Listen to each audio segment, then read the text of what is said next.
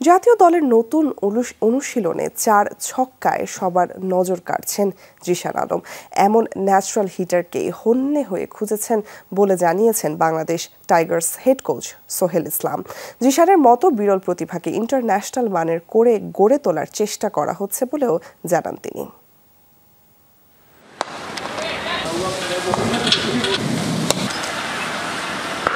শব্দই নাকি শটের মাহাত্ম্য বলে, জিসান আলমের প্রতিটা শটও তাই।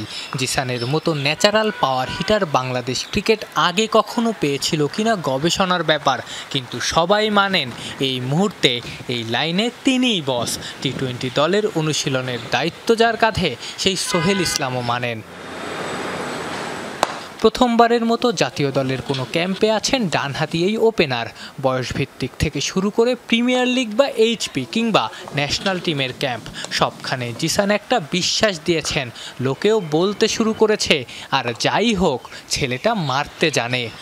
আমরা ন্যাচারালি হিটার খুঁজছি, তো জিসান আলমের কথা বললেন, যার মধ্যে আসলে ওই গুণটা আছে, সে আসলে ন্যাচারাল হিটার। আমার কাছে মনে হয় যে জিসান আলম আমাদের জন্য একটা ভালো প্রসপেক্ট হতে পারে। ন্যাচারাল হিটিং অ্যাবিলিটি থাকলেও এই ডানহাতির ধারাবাহিকতা একটা প্রশ্ন।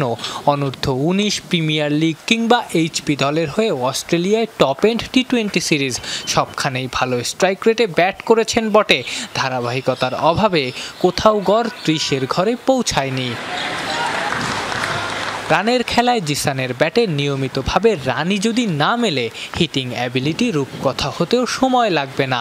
নিশ্চিতভাবেই এই বাস্তবতা জিসান জানেন কোচরাও, সেজন্যই তাকে চোখে চোখে রেখে নেক্সট লেভেলের জন্য প্রস্তুত করা।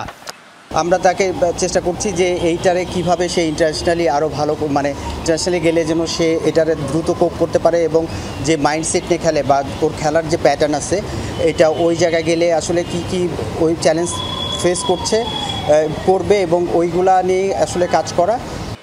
জাতীয় দলের ক্যাম্পে প্রস্তুতি নিতে থাকা জিসানকে ইন্ডিয়া সিরিজের সুযোগ দেয়া হলে অবাক হওয়ারও কিছু থাকবে না।